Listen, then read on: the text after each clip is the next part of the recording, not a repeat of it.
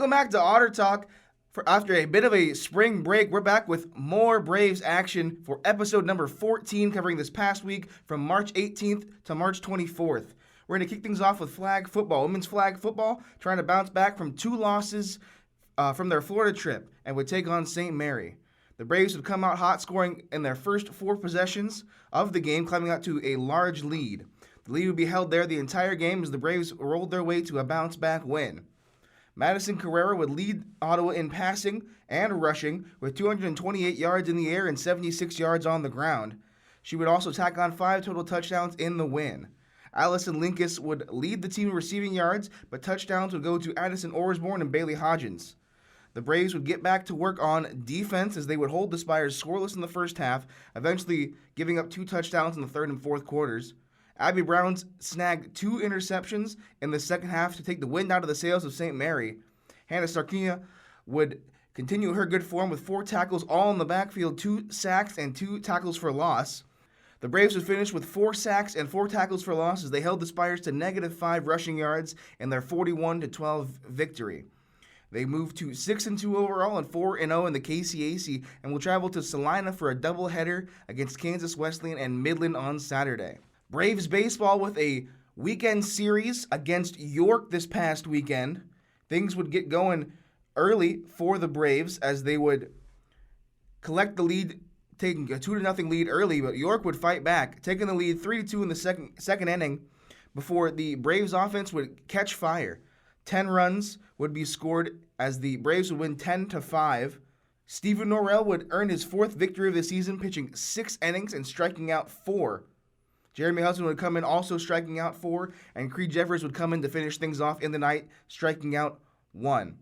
Game number 2 would be a tightly contested game as York took the lead early in the 4th inning, scoring 1, responded by the Braves in the bottom half of the 5th, but that would be all the scoring we would get, and we would go to extra innings. In the extra innings, the bases would be full for Holland Bone, who would draw a walk-off walk, and the Braves would come out victorious to take the series 2-0. 2-1 the score as Tyler Bryant earned the win, striking out 8 in his 6 innings. Jeremy Husband pitched the 7th, striking out 1, and Creed Jeffers again coming in the 8th inning, striking out 1. Game number 3 would be all Braves, as the Braves took the lead late in the game, but would open up the scoring in the 6th with a 5-run outburst. The Braves would then go on to put up 4 in the 7th, getting the run rule victory 12-1. Ottawa had an 11-3 advantage in hits and also hit 5 home runs, 2 of them by Connor Jeffers.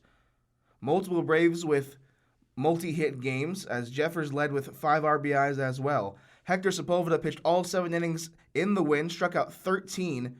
His 13 strikeouts, the most by a Brave since Stephen Norrell struck out 15 over a Tabor win on May 5th, 2021. The Braves moved to 22-3 and 11-1 in the KCAC and will have a big matchup this weekend, traveling on the road to McPherson to face the number 19 team in the nation as they battle for the top of the KCAC standings. Softball would also face York at home, facing them in a 3-game series. The Braves would have no troubles in the first 2 games, winning game number 1 5-0. The Braves having a 7-2 advantage on hits over the Panthers as Hannah Copeland went 2 for 3 at the plate, driving in a run. Kaysen Rasmussen pitched all 7 innings, getting the complete game victory, striking out 7. Game number 2 would be more offensive for the Braves as they would get the run rule victory in 5 innings, putting up 10 runs and scoring in all but just the 5th inning. Hannah Copeland also a perfect 3 for 3 at the plate, scoring 1 run and collecting 1 RBI. Amber Flummerfelt would pitch all 5 innings in the win, striking out 8 and only allowing 3 hits from the Panthers. Women's lacrosse with 3 games this week. They would face the number 4 team in the country, Life University, to start things off. Life would jump out Life would jump out and score 11 goals and climb to a commanding lead that they would hold on to the entire game. The Braves were able to score 2 goals, one from Shannon Carroll and one from Mackenzie Simmons, but it would not be enough as Life came away with the 19-2 victory. In game number 2 of the week, the Braves would take on Quincy University, and in the first half, they would go back and forth. The Braves went into the half trailing 6-5 before Quincy would shut the Braves out on the scoreboard in the second half, scoring 11 unanswered goals taking the game 17-5. Mackenzie Simmons would lead the way in goals with 3 as the Braves would look to bounce back in their final game of the week.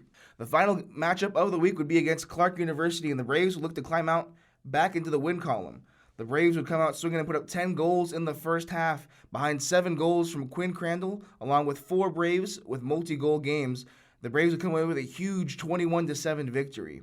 With the win, women's lacrosse moves to 7-2 overall and 4-0 in the KCAC. They will have 2 games this upcoming week, playing Saturday and Thursday, with Saturday's matchup against St. Ambrose University being senior night. Men's lacrosse would collect 2 big wins this week, taking on the number 10 team Columbia College and Clark University. First taking on the number 10 team in the nation, Columbia College, the Braves would have a tough fight trailing to start the game, but will go on a run in the second quarter to take the lead. Columbia would try to climb back, but Ottawa would decline their advances at every turn. Brandon DeMarco would lead the Braves in goals scored, putting 4 in the back of the net in the 12-9 victory. Looking to go 2-0 on the week, the Braves would take on Clark University and put on a show, putting up a 5-goal first quarter. They would not look back as Brandon DeMarco again would lead the way, this time with 6 goals, making it 10 goals in 2 games on the week for Brandon DeMarco. 2 other Braves would finish with multiple goals as they cruised to a 15-4 win.